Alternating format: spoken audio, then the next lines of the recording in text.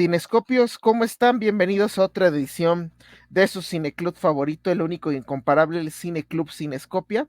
En este ciclo que tenemos alrededor de las películas exitosas en el año 2023, ya hablamos de La Rompecorazones Past Lives. Ahora vamos a hablar de lo que su servidor considera la mejor película del año y también el equipo de Cinescopio en su conjunto lo considera la mejor película del 2023. Y bueno, para comentar esta estupenda joya, tengo al lado a dos panelistas súper buenos. Ale Vega, ¿cómo estás? Bien, muchas gracias, mi querido cineactuario. Aquí muy contenta de volverme a reencontrar contigo dentro del Cine Club y todavía más contenta porque traemos invitados de lujo con una película de lujo, entonces pura joya el día de hoy. Claro que sí, traemos una joya desde las entrañas profundas de Twitch y de Twitter. Osvaldo Escalante, ¿cómo estás? ¿Cómo están? Muchísimas gracias, Cineactuario Ale, por la invitación y pues sí, listos para, como decíamos antes de empezar, echar el chismecito sobre esta gran película. Es correcto. Y bueno, señoras y señores, para quien haya vivido una piedra en el 2023 o nada más haya visto Barbie y Oppenheimer, pues vamos a realizar la famosa ficha técnica. Antes de comenzar, les vamos a decir que vamos a soltar un buen de spoilers. De hecho, el editor, si me permites, pone aquí una alerta de spoiler. Pero afortunadamente para cuando este episodio haya salido, probablemente, la película ya se encuentre en Amazon Prime. Así que antes de ver este cineclub, vayan a ver Anatomía de una caída en Amazon Prime. Y bueno, comenzamos con la famosa ficha técnica. Anatomy of Fall es una película hecha por Justin Trek en compañía de su esposo Arthur y Harry. Importante mencionar este dato. Y bueno, eh, ¿de qué va más o menos la trama? Pues habla de una familia en el cual el patriarca, este, pues muere en un accidente y durante la anatomía que se hace del cuerpo, la conclusión de que murió por un accidente no es aceptada o no es tan contundente, por lo cual las investigaciones apuntan al asesinato por parte de su esposa. Y bueno, Pues justamente lo que tú mencionas, mi querido cineactuario, tiene mucho que ver con cómo te va contando la historia del hombre que de pronto tú ya no tiene vida. Como bien dijiste, vamos a soltar spoilers. Parece que se cayó de primera mano y luego resulta que no, hay ciertos indicios muy chiquitos que pareciera que pudieran haber pasado de largo, pero no, y entonces uno empieza a cuestionarse qué pasó con él, que probablemente no fue una caída y probablemente hay alguien detrás, ¿no? Ya empieza como uno como espectador y como que queriendo ser un testigo, pues como a hacer teorías, ¿no? Y creo que eso es lo que me sorprende de la película, que es lo suficientemente ambigua para que no te vayas a ningún lado certeramente y entonces todo el tiempo te mantiene pensando mientras estás atrapadísimo con ella y me fascinó eso, me fascinó que tuviera una telaraña en la que te enredas bien fácil y te encanta querer desenmarañarla, pero al mismo tiempo que todo te lo cuenten de todos lados. Es una historia muy bien contada y que te mantiene así súper entretenido todo el tiempo. Osvaldo, ¿qué te encantó de Anatomía de una caída? Creo que la pregunta es ¿qué no nos encantó de Anatomía de una caída? Porque wow, o sea, creo que lo que menciona Ale es muy importante, el cómo está estructurada la película, porque normalmente cuando vemos cintas de juicio, ¿no? De este estilo, que tal vez recientemente tengamos más presente a Sorkin con El juicio de los siete de Chicago, ¿no? Con este tipo de películas que son un poco más en donde intentan ir al grano, pero creo que en esa rapidez de contar las cosas muchas veces se llega a perder o llegan a soltar cosas de más que no llegan a enriquecer mucho la propia narrativa. Y creo que en esta ocasión, y lo mencionábamos también con el buen Freddy, le mandamos saludos, es cómo tiene ese perfecto tiempo para intercalar entre el juicio y para intercalar con los flashbacks, ¿no? Digamos, o sea, la película tiene esta doble narrativa, digamos, en donde estamos en el juicio y luego estamos regresando a las discusiones y por momentos utilizan el audio, el extracto de audio para mostrarnos en el juicio algo que pasó en el pasado, pero nosotros lo estamos viendo, pero lo escuchamos con el audio y muchas veces te va situando a ti como espectador como si fueras pues justo el jurado, ¿no? Te intentan convencer de los dos lados sobre si fue un accidente, sobre si fue un asesinato. Por ahí me parece que había una tercera tercera vertiente que sí, como que se descarta un poco al inicio. Ah, bueno, si fue suicidio, ¿no? Es Ajá. suicidio, accidente o asesinato. Y esa manera en la que te van llevando para no, como dice Ale, tener la certeza completa de lo que pasó, que al final creo que, digo, ya hablaremos más adelante, supongo, sobre el final. Sí llega a haber cierta resolución, se podría decir, tal vez no resolución en el juicio hay, ¿no? Creo que sí se le da una sentencia, bueno, o sea, se le, no sé si vayamos ya a soltar los spoilers de una, pero hay una resolución. Pero tú como espectador no llegas a comprarla lo mejor del todo. Entonces creo que esas cosas son las que vuelven muy interesante Anatomía de una caída. Tienen razón. Yo creo que lo que dijo Osvaldo es importante. ¿Cuántas películas alrededor de juicios hemos tenido? Incluso creo que aquí nos estamos equivocando un poco en su momento se decía que no proponía mucho en películas de juicios y conforme he ido analizando la película, creo que no, creo que esa perspectiva es incorrecta y que incluso yo mismo llegué a tener, porque muchas películas de juicios, contando así con las manos de los dedos, por ejemplo, la grandiosa Dos Hombres en Pugna, pocas te llegan como a cuestionar verdaderamente la culpabilidad del individuo. Y incluso muchos, hace rato Osvaldo mencionaba el juicio de los siete, el juicio de los siete desde el primer plano, desde los primeros planos, ya sabes Claro. de qué va a ir. Argentina Ujú. 1985, que me parece Sí. mejor que la de Sorkin, por ejemplo, también, ¿no? Llega a ser ese prejuicio desde el inicio de que, a ver, conocemos la historia también, está basada en hechos reales y tal. Y justo creo que algo muy importante de Anatomía de una caída es que, o sea, a ver, es una película de juicios, obviamente, pero creo que no es lo importante, ¿sabes? O sea, creo que muchas veces en esta película en específico, esos flashbacks que obviamente sin el juicio no tendrían mucho sentido y le agregan más drama y tal y tal. Pero yo, por ejemplo, pues estaba con los flashbacks muchísimo más adentrado que las propias escenas del juicio, ¿no? Que llegan a ser, obviamente que complementan, pero esta me parece más un drama familiar que una película de juicios, estrictamente de juicios, digamos, ¿no? Pero hay algo interesante, o sea, sin ser de juicios, creo que es de las pocas donde verdaderamente se llega a cuestionar la culpabilidad o inocencia de, en este caso, el personaje principal.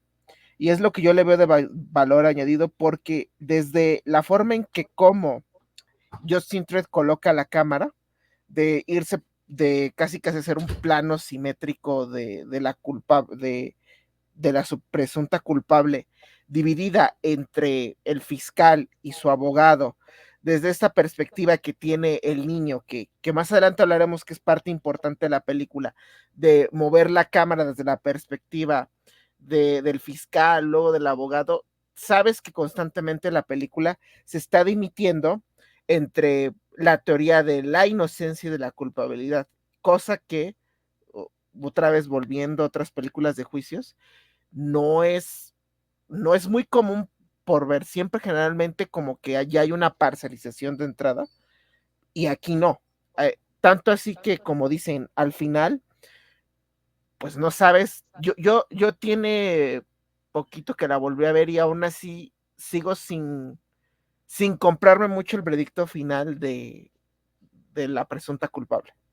O sea, yo sigo verdaderamente cuestionándome si verdaderamente es culpable o inocente y que creo que, como dijo, uniendo lo que dijo Osvaldo, es porque al final del día esto no es lo más importante, sino lo más importante es el drama familiar que Ale Vega, Ujú. cuéntanos de ese drama que se vive en esta familia peculiar. Como bien lo mencionaron los dos, sí es cierto que estamos hablando desde la perspectiva de un juicio, pero la realidad es que cuando empiezan a desmenuzar cómo la relación de la presunta culpable con su marido, pues obviamente empezamos a ver detallitos, ¿no? Y pequeñas historias de cómo se llevaban, de que los dos eran escritores, de que tenían un problema particular con la cuestión de su hijo porque su hijo tuvo un accidente. Entonces eso de alguna manera marcó su relación, marcó cómo se iban a llevar en el futuro y pues parece ser que ahí hubo como un punto sin retorno porque ya se empezó a degradar muchísimo la situación, ¿no? Eventualmente la película te lleva ya después de esos vistazos a un momento en particular en el que hubo un drama, una discusión muy grande, y entonces nos damos cuenta de que ya las cosas habían quizá llegado a un límite muy rudo dentro de ellos, ¿no? Ya incluso en unas cuestiones físicas. Y aunado a esto, empezamos a ver testimonios, ¿no? Testimonios del terapeuta de él, por ejemplo, también de cómo se vio la caída a partir de expertos. Si se dan cuenta, hay un detalle muy importante también que me gustaría mencionar a la hora del juicio y que estamos viendo estos testimonios. Los que son hombres suelen como hablar del lado y en favor de el marido ya fallecido, y las que son mujeres hablan en favor del personaje principal, que es Alessandra. Entonces eso me pareció muy llamativo, por algo lo puso Justina ahí, pero bueno, a final de cuentas, esta visualización que tenemos del matrimonio se da a través del juicio y sí nos vamos dando, aunque igual no nos lleva de la mano y no nos quiere dar las conclusiones todas bien escritas, sí nos muestra que ya la degradación de la relación se estaba haciendo muy difícil, tanto porque compartían profesión, también por lo del hijo, también porque ya traían demasiados rencores encima. Entonces, cada vez conforme avanza la película se pone más turbio y me atrevo a decir que también más triste. Entonces, un poco eso, ¿no? El retrato es muy amargo de esa relación. Yo creo que aquí nos vamos a ir un poquito a temas más personales porque Ale lo ha tocado perfectamente. El drama familiar es más alrededor de cómo un matrimonio, o ya vamos a ponerlo en un contexto más amplio, cómo una relación termina por desgastarse, porque es donde nos quiere llevar este juicio, a las tripas de ver cómo una familia también la relación de una pareja, de a poco por diferentes problemáticas en vidas profesionales, el tema del hijo que es muy importante. Yo, haciendo como un paréntesis, yo sí conozco una familia, no, obviamente por respeto no mencionaré su nombre, pero por el cual el hijo sí tuvo un accidente y sí fue un alisante importante al momento de la relación de matrimonio. Y eso se me hizo muy realista, porque es muy cierto, o sea, cuando el hijo sufre un percance, y indirectamente o quizá, al final no hay culpables, pero indirectamente a lo mejor entre la pareja quieren buscar quién fue el responsable, sí termina siendo un desgaste muy cañón. Y es lo padre de esta película, que muchas de las cosas que te muestra son sumamente realistas. Y ahí te pregunto, Osvaldo, ¿qué más destacas de esta introspección y casi hasta anatomía de la caída de este Es que matrimonio? ahí eso quería tocar, porque para mí el título está súper acertado, ¿eh? Anatomía de una caída.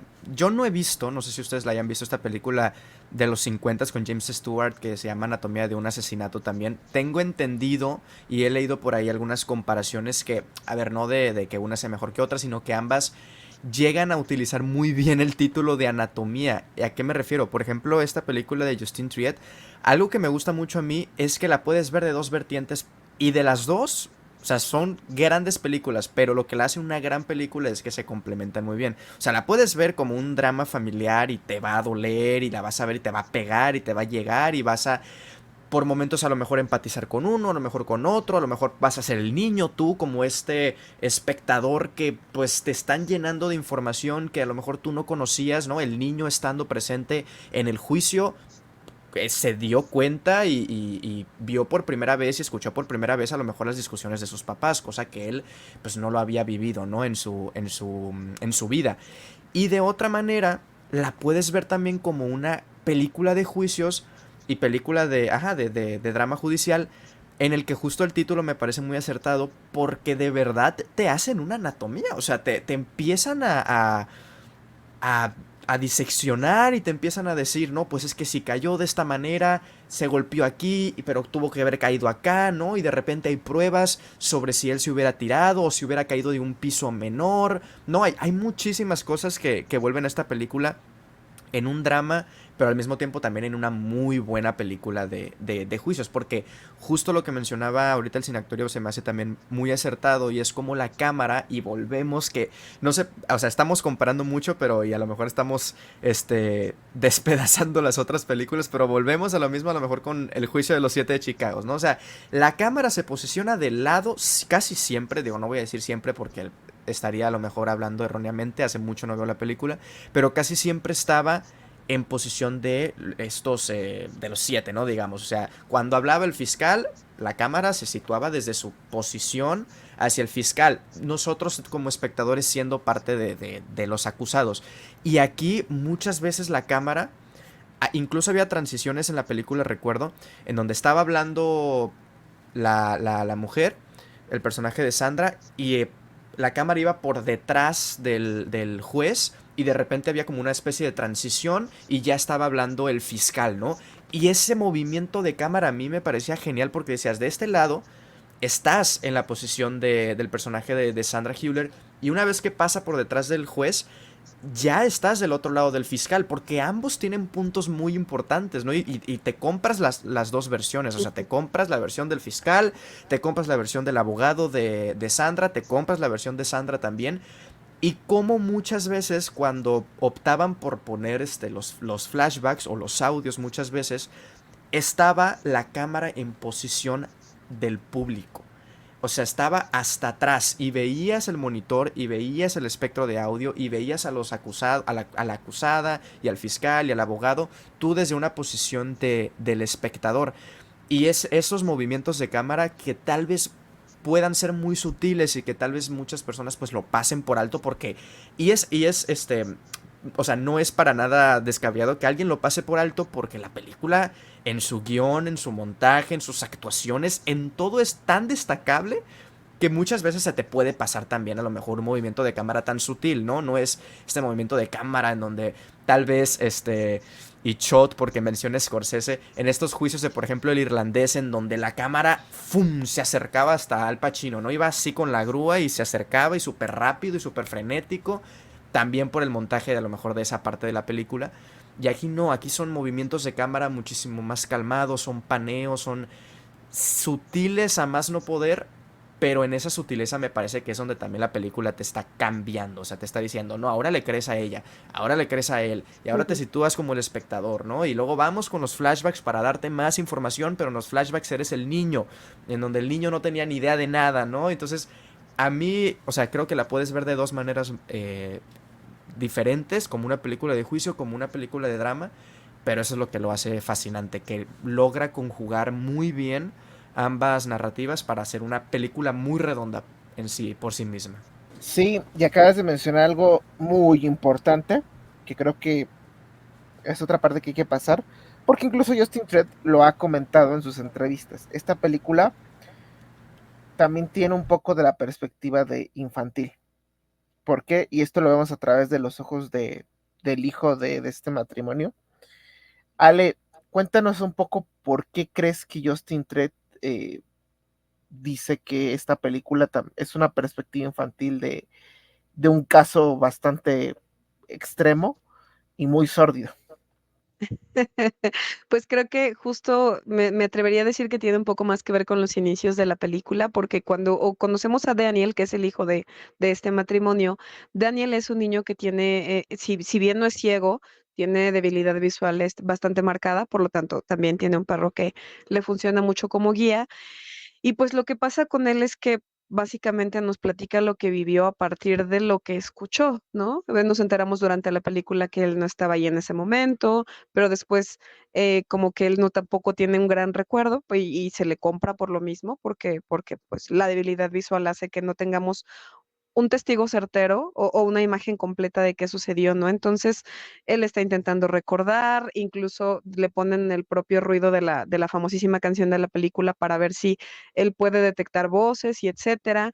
Pero pues, a final de cuentas, creo que ya después el personaje evoluciona en favor de que el argumento le funciona a sus papás. Es que no sé si quiero dar spoilers, pero en un principio esta mirada infantil y esta mirada que no está al 100% segura, influye mucho para que también nosotros como espectadores nos sintamos igual de perdidos que él, ¿no?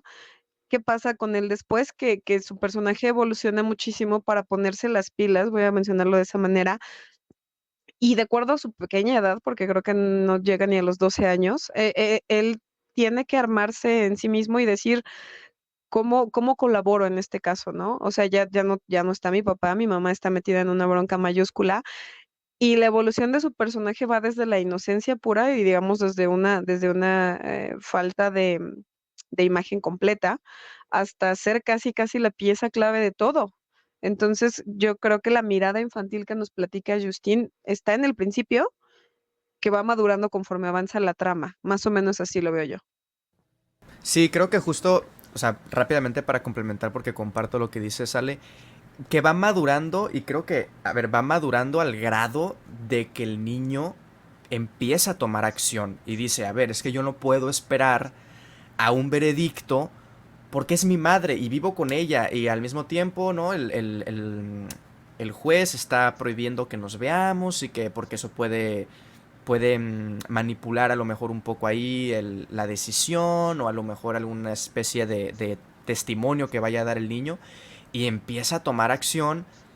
La principal obviamente es la de Messi, ¿no? La de Snoop, la del perro.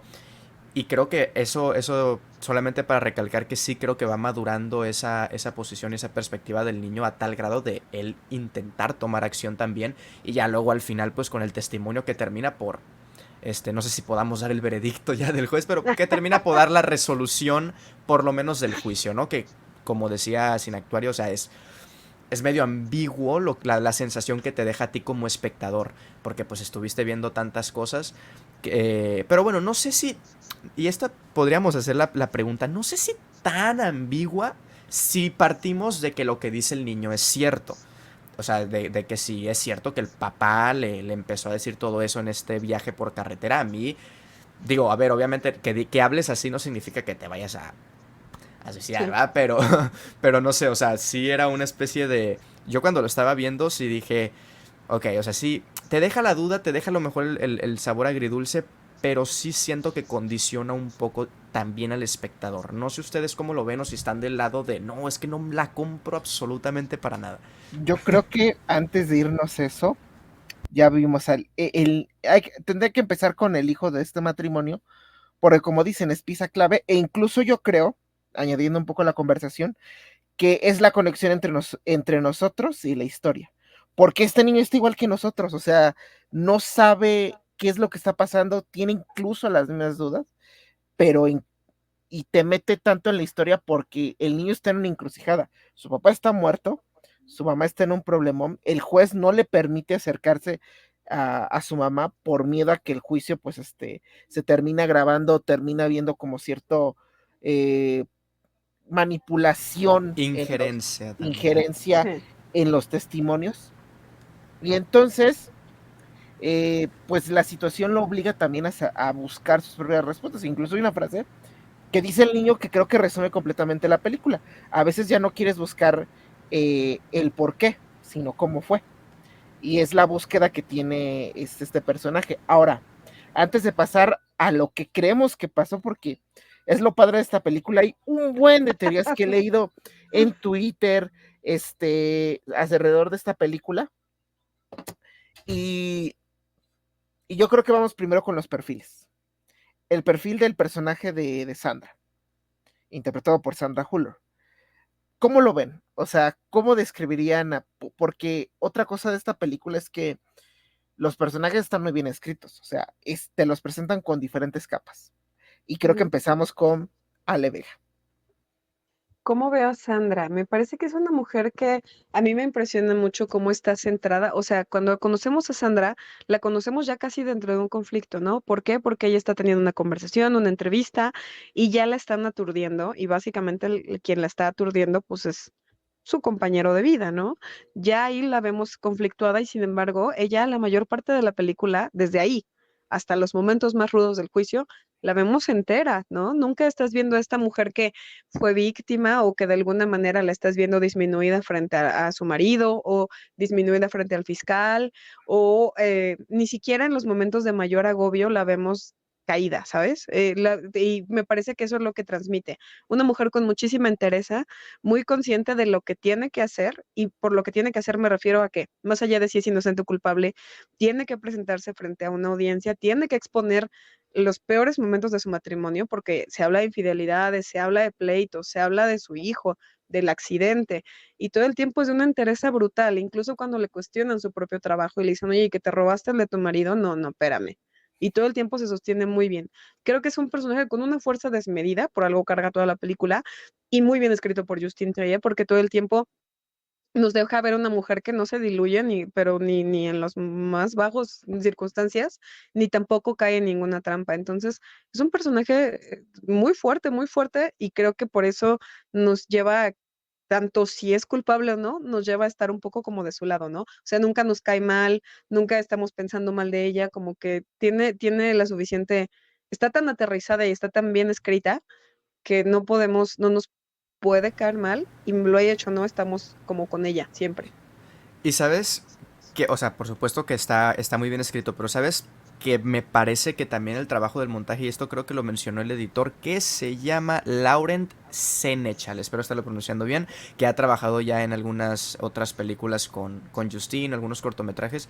Él mencionó incluso que la película se volvió un poco menos interesante conforme, a ver, él estaba editando, ¿no? Obviamente ya el producto final, joya, redondo y todo lo que quieras, pero mientras él estaba editando y montando, él decía, siento que el personaje de Sandra llega a momentos en donde o es muy inocente, o es muy manipulador, o es muy culpable. Entonces él enfrentó un reto al tener que montar la película. Ya hablamos ahorita de los flashbacks y de cómo muchas veces llega a crear esa ambigüedad en el personaje. Y por supuesto que el personaje está súper bien escrito, pero creo que también gran trabajo del personaje de Sandra es el montaje. Y digo, que él lo mencione, ¿no? Que digo, es que la película se estaba haciendo muy aburrida, lo menciona él, porque a lo mejor si hubiese sido editada de otra manera, lineal o tal vez así, pues hubiese sido a lo mejor sí un poco más aburrida, o tú hubieses tenido ya un veredicto a la mitad de la película, ¿no? Y eso creo que también ayuda para que sea más ambiguo el arco de culpabilidad o no culpa o inocencia que tiene Sandra. Yo creo que coincido con ustedes. Por ejemplo, a mí hay algo que me pasa con el personaje de Sandra. Yo la veo como una mujer sí fuerte, pero también un poco fría, porque incluso es algo que le reclama mucho el marido en estos momentos de intimidad, que es bastante fría, pero tiene cierto sentido. O sea, sí, esta frialdad a la vez le hace resistir estos momentos duros. No es nada sencillo porque pues está ante el ojo público, su matrimonio está ante el ojo público también, y es esto lo que le permite pues seguir adelante e incluso superar pues ciertas adversidades, una de las cuales, y a mí creo que es donde empatizo mucho con el personaje Sandra, y eso que no tengo hijos, pero es la parte del hijo. O sea, que Sandra tiene mucho, está más preocupada por la percepción que todo esto le pueda generar a su hijo. Porque creo que lo peor para un papá es que tu hijo se quede con una mala imagen de ti. Y esto es lo que le pasa a Sandra.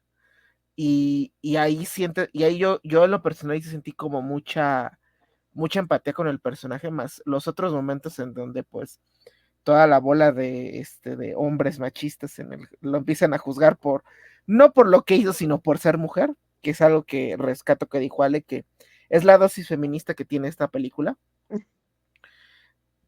Pero al final, y toda esta maraña de dimes y diretes que tiene el juicio, pues te hace pensar que tanto pudo ser culpable como puede ser inocente, Ujú. repitiendo. Ahora, vamos al otro perfil, el que extrañamente a veces siento lástima por él, pero a la vez siento como cierta repulsión en mi caso, es el papá. No, no sé, a ver, yo voy a empezar, ahora vamos a empezar de este lado. Osvaldo, ¿qué opinas del papá? Ah, bueno, es un personaje, obviamente en contraparte a lo mejor del personaje de Sandra, pues es un personaje más pasivo, ¿no? O sea, incluso su propia pues, personalidad es más... Si hablamos de... No tiene por qué ser así una relación de pareja. En este caso específico, por lo que vemos, creo que sí es. Él sería la presa, ¿no?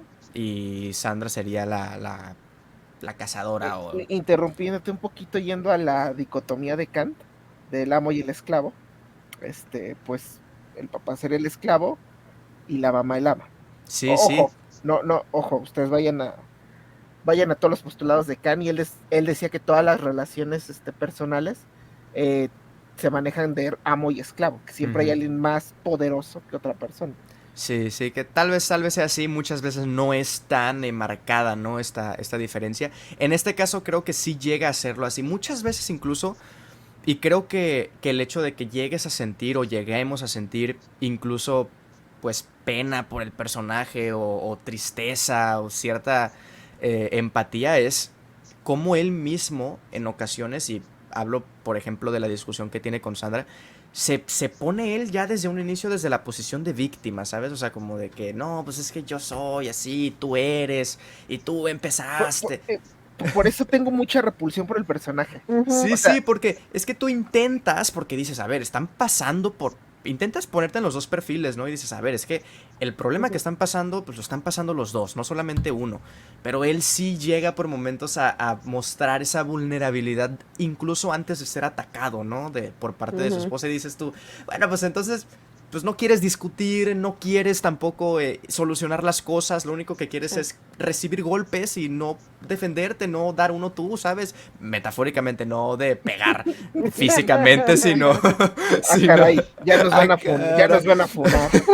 Sino de bueno, o sea, no dejes tú que te aplasten, por Dios, o sea, estás en esa posición y también al espectador le genera cierta repulsión, ¿no? Que se ponga desde esa posición. Aparte, hay algo que a mí, yo le daría la razón al personaje del padre, de no ser porque la que está en territorio rival o jugando de visitante es Sandra. Sí. Sí, o sea, si fuera al revés y el personaje viviera que era de Francia. Ella sí. No, ella era alemana y ella era alemana. se la llevó a Francia. Ok. Si él estuviera viviendo en Alemania, tuviera que haber cambiado completo su vida. Si la que tomara el 90% de las decisiones fuera ella, dirías, ok. Pero todo el control lo tiene él. Solamente, como dice Sandra, pues es este tipo de personas que utilizan la lástima como un elemento para mover los hilos. Cosa que a mí en lo personal me desagrada mucho, pero también sientes compasión por este personaje porque, y volvemos a lo mismo, lo importante que es el papel del hijo. Una vez más, la compasión yo la siento por el hijo, porque no es fácil para un padre, y más en una sociedad donde los roles machistas están muy marcados, tragarse el dolor y seguir adelante con la situación que vive su hijo. Entonces, es lo padre, estos personajes te provocan diferentes ambivalencias, pero ya hablamos de la perspectiva masculina. Ahora queremos oír la perspectiva femenina de este personaje. Adelante, Ale.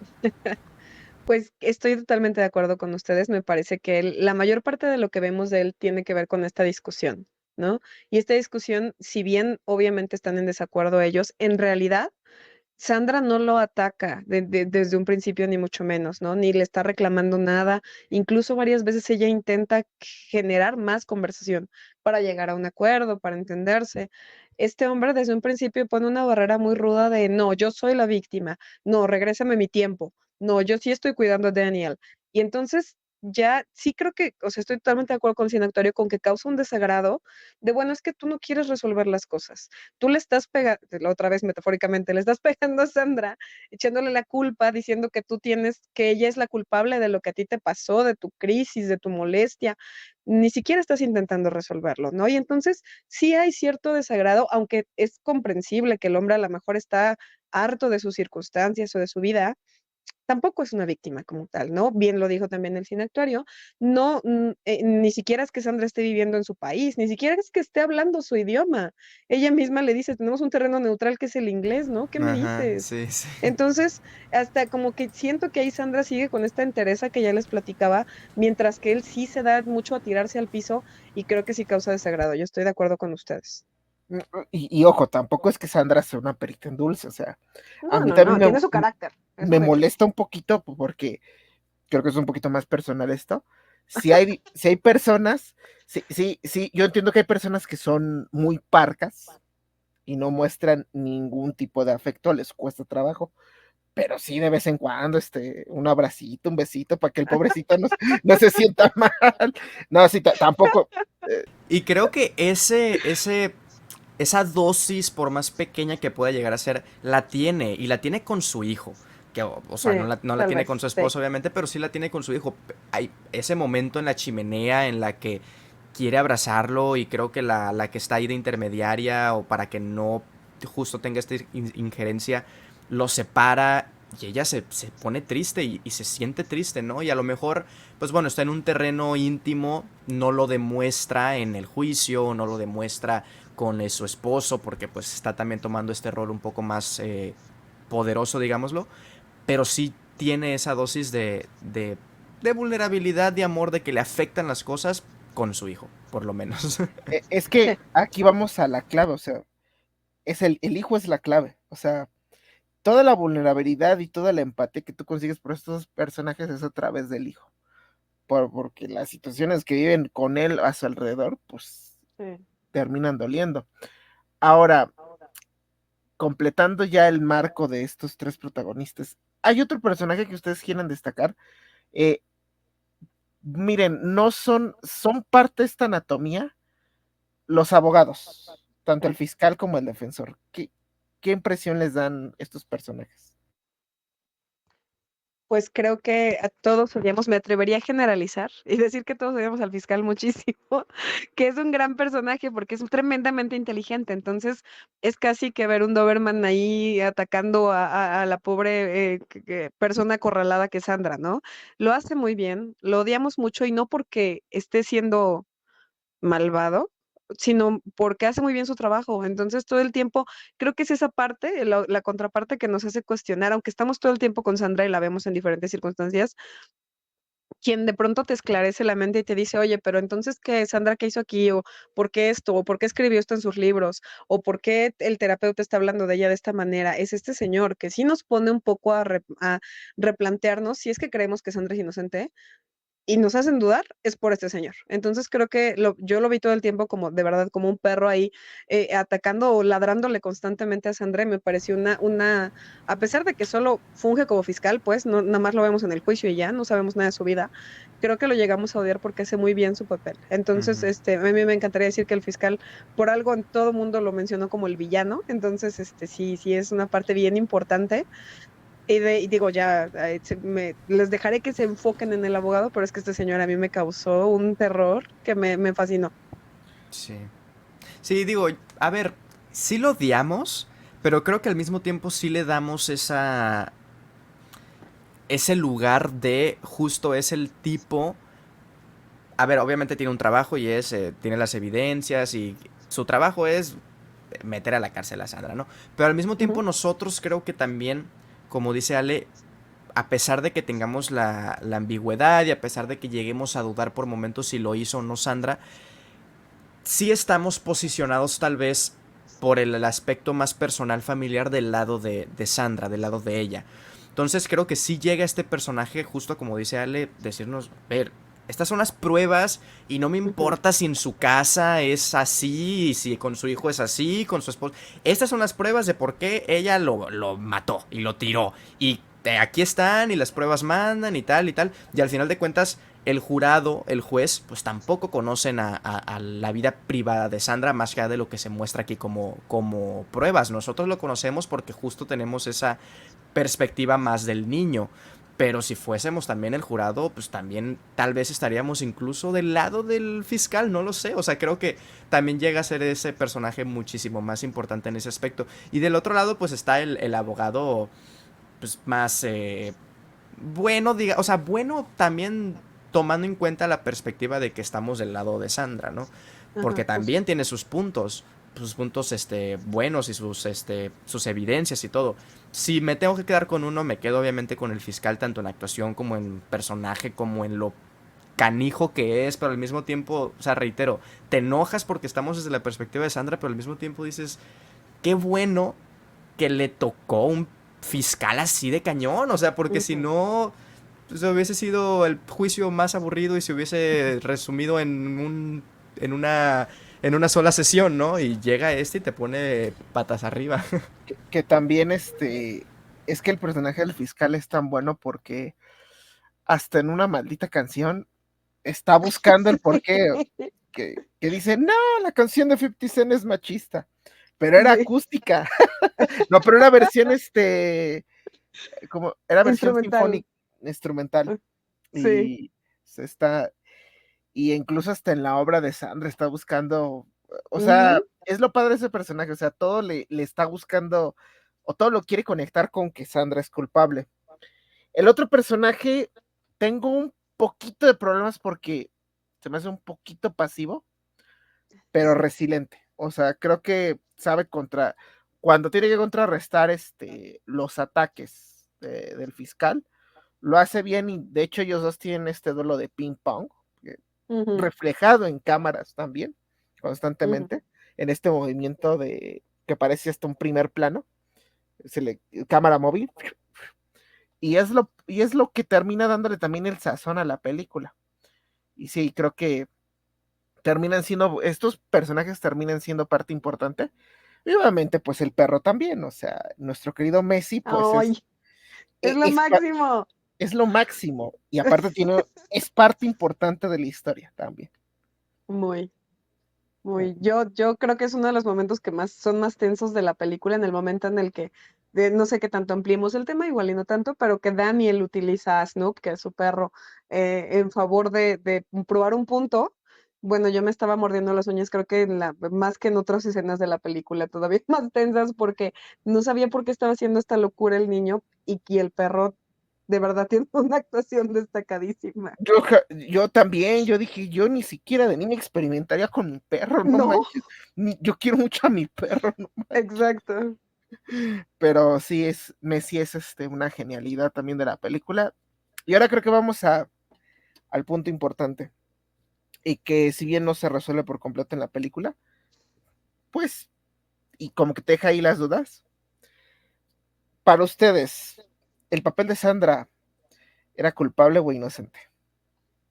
A ver, hay que decir que Sandra, perdón, Justin Triet no le dijo a Sandra A Sandra, si era sí. culpable. Así de que, oye, tu personaje es tal, ¿no? En el guión no se esclarece, pero sí le dijo, actúa como si fueras inocente. Y creo que por eso también llego yo a decantarme un poco más porque se termina suicidando el personaje del papá.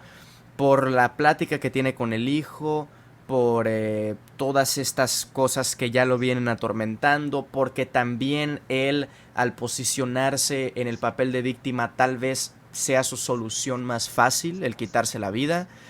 Eh, no sé, yo me decanto por ello. Me encantaría escuchar sus opiniones y me encantaría también escuchar estas teorías que dice el cineautorio que hay en internet. Yo la verdad no he leído ni una, ¿eh? O sea, es o no es. Pero no he leído, no me ha salido otra. Para mí es inocente. Vale. Yo creo, fíjate qué bueno, qué padre que podemos platicar de esto porque yo pensé que todos estaban como yo y no, al parecer no. Yo creo que, por ejemplo, la plática del papá en el coche es totalmente inventada por Daniel. No creo que haya sucedido y yo creo que solo es una base para sustentar que fue como un suicidio, pero en realidad creo que sí fue Sandra. Yo creo que Sandra llegó allá a un nivel de desespero o de hartazgo, y justo la gota que derramó el vaso es esta entrevista interrumpida. Entonces, si a mí me preguntas, en mis ojos es clarísimo que fue Sandra. No sé por qué, pero para mí es muy claro. Eh, Ay, es que esta va a ser un poquito más personal. Yo estoy con Osvaldo. Yo creo que Sandra es ¿Sí? inocente, pero comparto tu teoría. Creo que a lo mejor lo de la plática sí pasó, pero Daniel sí lo sobreexagera bastante. O sea, Ok. no, yo creo que fue un accidente. Hay algo la escena final creo que me resume un poco, porque no hay un repelo, nunca vimos escenas de Sandra con Messi, con Snow, Ujú, sí. y Snow se le acerca. Entonces creo que para mí se fue como la escena porque los animales tienen también como este sexto sentido de saber cuando alguien tiene malas intenciones. Yo a mí esa me resume como que está bien. O sea, el perro se acostó con ella, lo acarició. Para mí no es culpable, es inocente. Pero creo que lo más importante no es tanto su culpabilidad al final.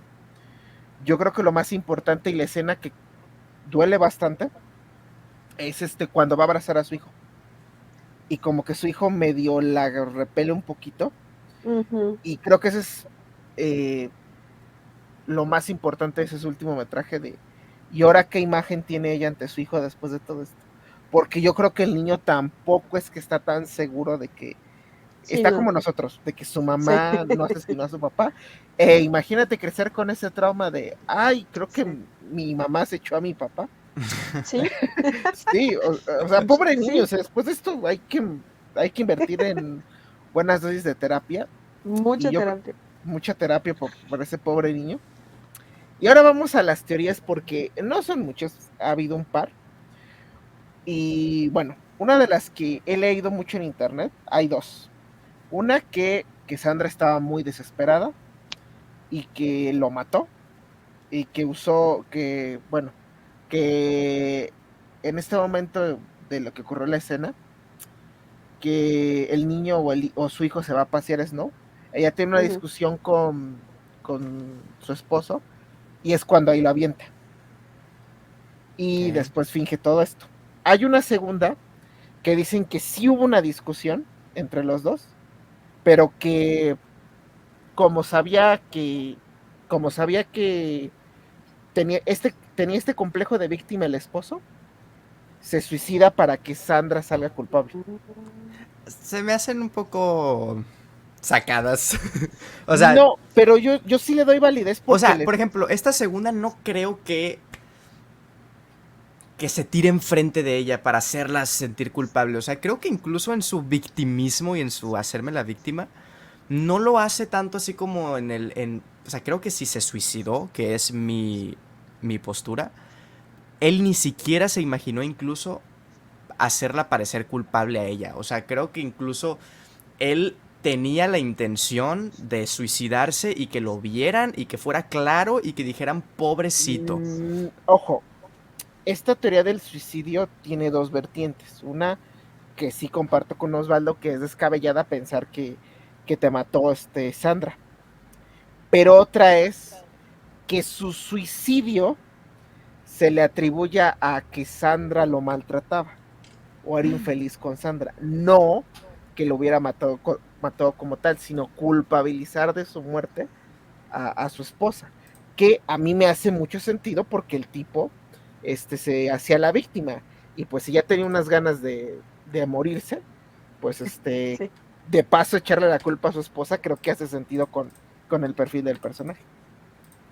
Es que se le ve tan enojado a él con ella en la discusión, a él como de, es que tú tienes la culpa de todo, que no está tan descartable que sí haya ido por ese camino, ¿no? Sí, sí, porque de hecho la gente, los suicidas en su mayoría, y se ha comprobado psicológicamente, muchas veces son por problemas de depresión, pero hay algunos casos de suicidio donde a veces la persona busca atribuirle la culpa de su decisión a un factor externo o un factor Claro.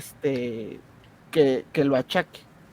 Y es como estas personas que te dicen, que es una táctica clásica de manipulación de si no regresas conmigo yo me mato. Sí, claro. Y es lo mismo por ahí. O sea, yo voy a matarme porque tú me haces esto, tú me haces aquello. Y encaja perfectamente con el perfil del papá. Hay una canción de José José que lo ejemplifica bastante.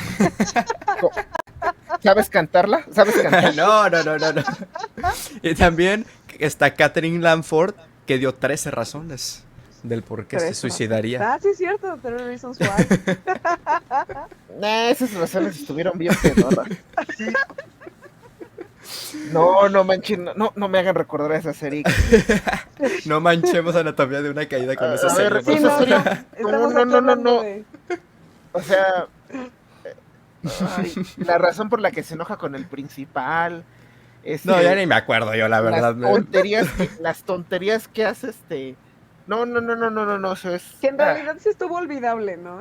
Ya sí nos acordamos del 2%. Sí. Sí, pero volviendo a Anatomía de una caída, esas son las teorías que se manejan en redes sociales, que están interesantes, que ya manejan también la tesis del suicidio, que puede ser, o sea, tampoco yo descarto el suicidio por el perfil del esposo. Sí, Claro. Sí, sí. pues No, el no, terapeuta lo platicó un poco, ¿no? no Ujú. había pensado incluso yo en lo que dijo Ale, de que tal vez el niño, quieras o no, también a lo mejor inconscientemente toma una decisión porque ya Ujú, nomás le queda uno de los dos. O sea, ujú. el que el padre esté muerto y el que la madre ahora esté pasando eso, pues a lo mejor él inconscientemente decide ayudarla para no quedarse sin ninguno, ¿no? Al final de cuentas. Entonces se puede llegar a crear ese escenario, esa conversación. No lo sé, o sea, tomando en cuenta también el experimento que hizo con Snoop, el que ya estaba ese antecedente también con el vómito en el piso y que estaba, o sea, que luego lo prueba y se da cuenta que es el mismo efecto. No sé, creo que también puede llegar a ser que el padre ya había intentado suicidarse anteriormente y el perro comió ese vómito y terminó así, ¿no? Y es lo que corrobora, digamos, con esa fuerte, un poco juzgable prueba que le hace el pobre Snoop, ¿eh? El pobre Snoop, o sea, él qué Ya culpa sé, ¿no? tenía. ¿Qué culpa tiene El el niño, perro? sí, No exacto. sé, tú cómete el vómito, pero no, Cómetelo a güey. ver si... Sí, sí, pobre No, no, Snoop. Sí, no, qué pero bárbaro. Fue una idea loquísima, pero pues funcionó, funcionó. Es que de verdad empieza a planear muchas cosas el niño. Pareciera que no, pero cuando dice que no quiere que esté su mamá, cuando él tiene que volver a testificar cuando se supone que ya no lo iba a hacer, cuando le pregunta a su cuidadora, ¿no? A la guardiana que le dice, bueno, ¿y entonces cómo se decide? O sea, ayúdame porque no estoy entendiendo. Es un poco como para dirigir las cosas, ¿no?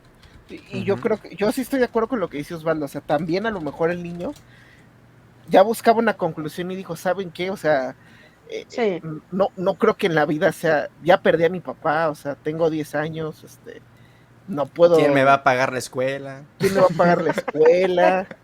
no quiero pasar Y a si ser estuviera en adopción. México, el DIF viene por mí, Ajá,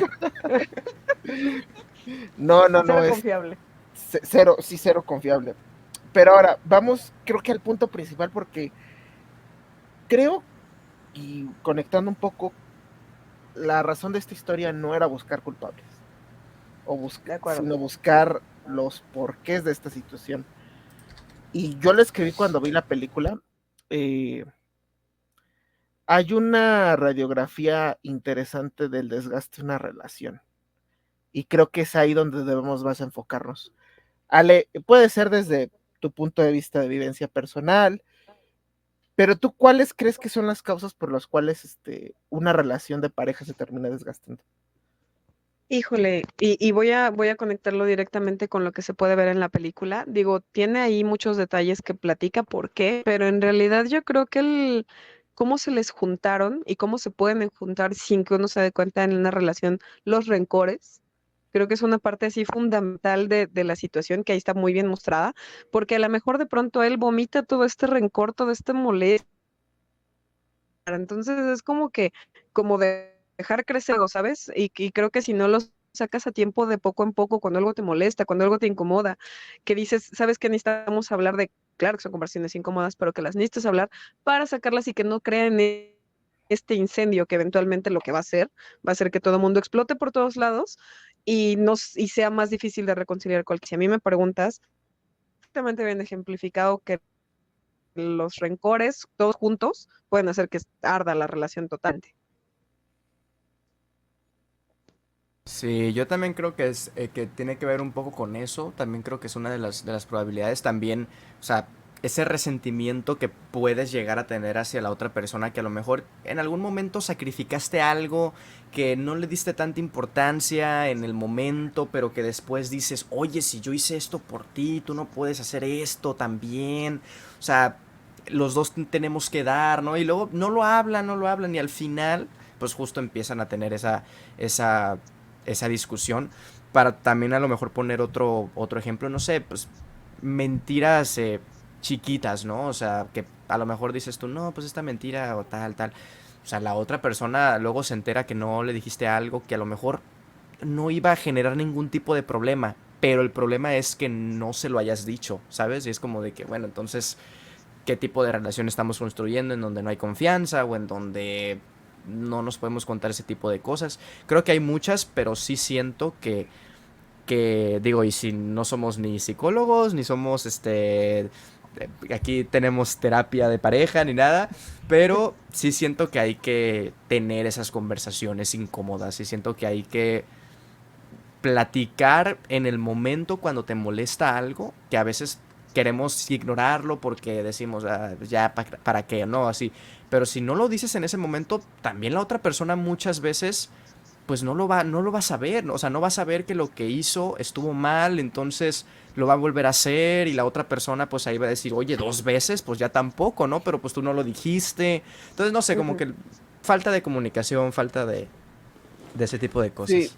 yo creo que lo básico se resume en falta de comunicación, pero también un poco en las personalidades. Creo que ahí es el punto clave. En este caso, el marido creo que era bastante tolerable con ciertas cosas. Recordemos que Sandra lo engaña y probablemente no solo lo engañó una vez, probablemente le engañó varias veces y él se lo permitió.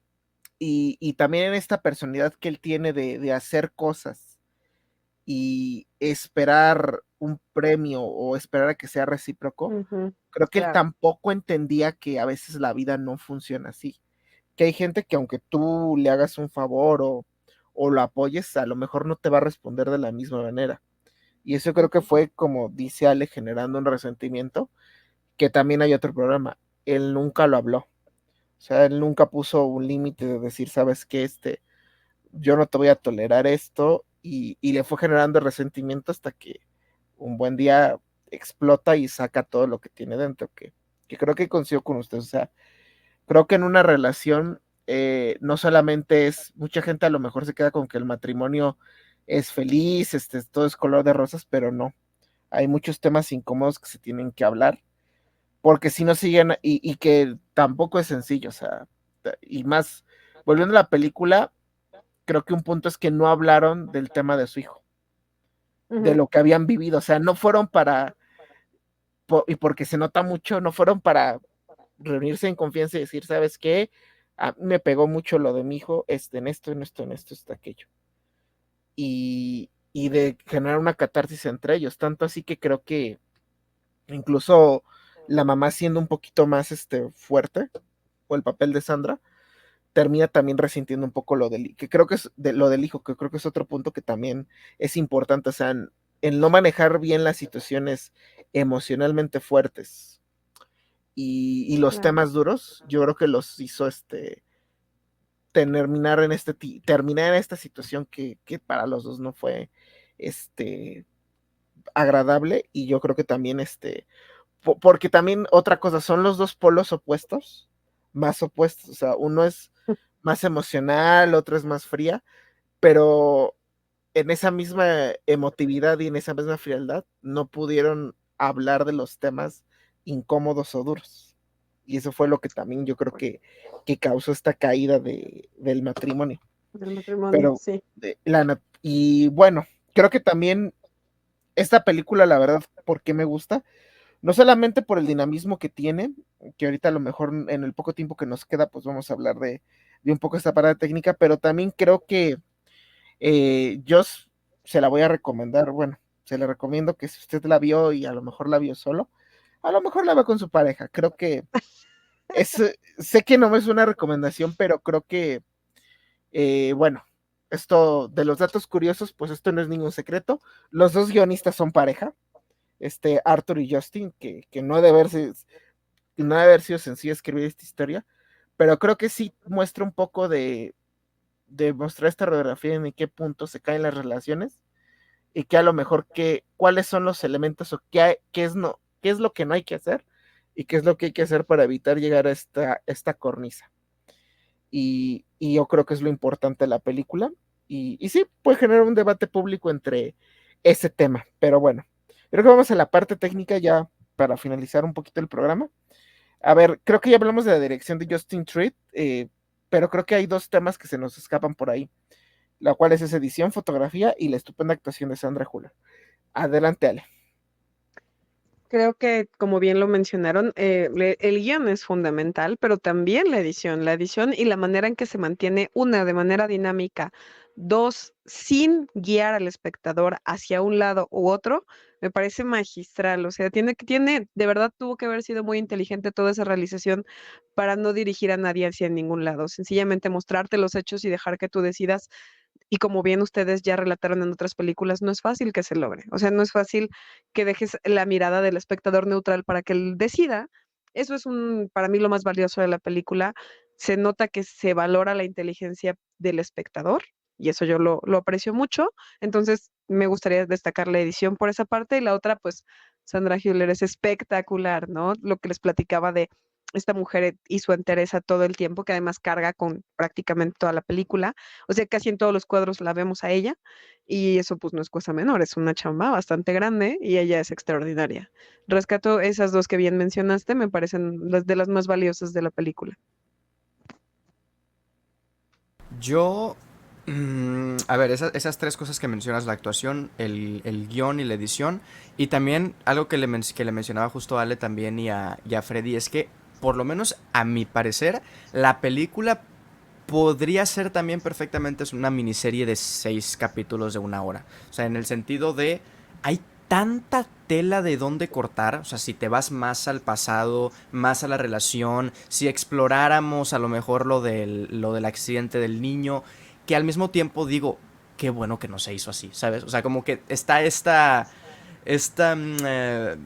contradicción y no me sale la palabra en estos momentos, pero justo el decir, a ver, podría perfectamente durar más y sería igual de entretenida y sería igual de dinámica y podrías explorar muchísimas cosas más, pero al mismo tiempo dices, híjole, el hecho de que esté así también llega a condensar más, llega a volver más ambigua la resolución y bueno, o sea, por cualquiera de las dos partes creo que hubiese sido un gran producto. Yo no la he visto, pero y bueno, está raro, ¿no? Que la relacione con alguna otra obra que no haya visto, pero así en miniserie de 6 capítulos de una pareja desmoronándose, la que recientemente salió con, se me fueron el El- nombre, Oscar Isaac y ah, que es Jessica una Chastain. Jessica Chastain, escenas de un matrimonio, creo se llama, Sí, sí, from Ok, Marriage. ok, ok. Sí. Esa que es algo también de una de Bergman, ¿no? De es un una remake película. es un remake de Ajá, es Bergman. un remake de Bergman. Ya vi las dos, véanse la del remake de Bergman. Véanse la de Bergman. El remake El es remake no. un. No, el remake está feo. Ese sí. Es que, a ver, que tenemos algo de tiempo, pues, pero yo me molesta esta parte porque es americanizar un tópico que son las crisis matrimoniales, y creo que es lo que hace esta serie malamente, y holodivizar con todos sus clichés, cuando la de Bergman, dentro de su propia pues cultura, universaliza muchos temas, que es lo que me molesta mucho de estas versiones que luego sacan de estos remakes gringos, y que espero que no hagan esto con Anatomy of Fall. Por favor, no hagan un remake. Si no, el que lo haga, soy capaz de mandarle una rata muerta a su casa.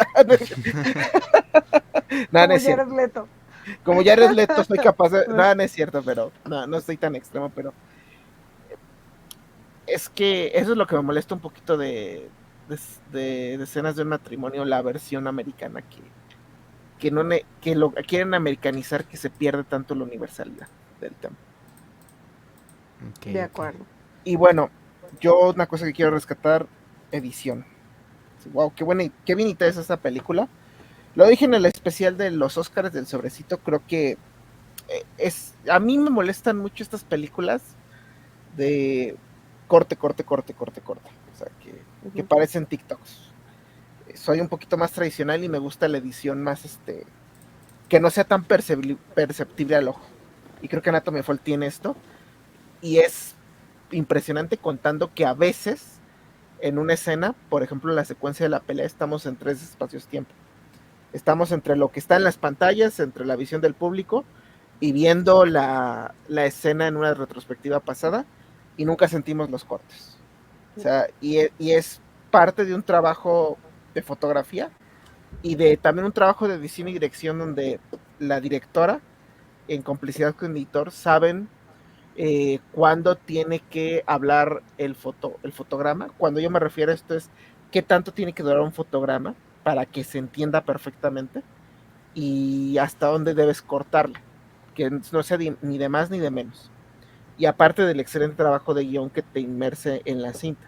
Entonces esto hace que los cortes sean casi milimétricos, o sea, que no se sientan, que de repente ya te clavaste en ese punto tanto en la historia, específicamente en esta escena de la discusión que es muy buena y que forma parte de las cápsulas que resaltan la actuación de Sandra Hüller, que ya cuando te metes dices, puta, pues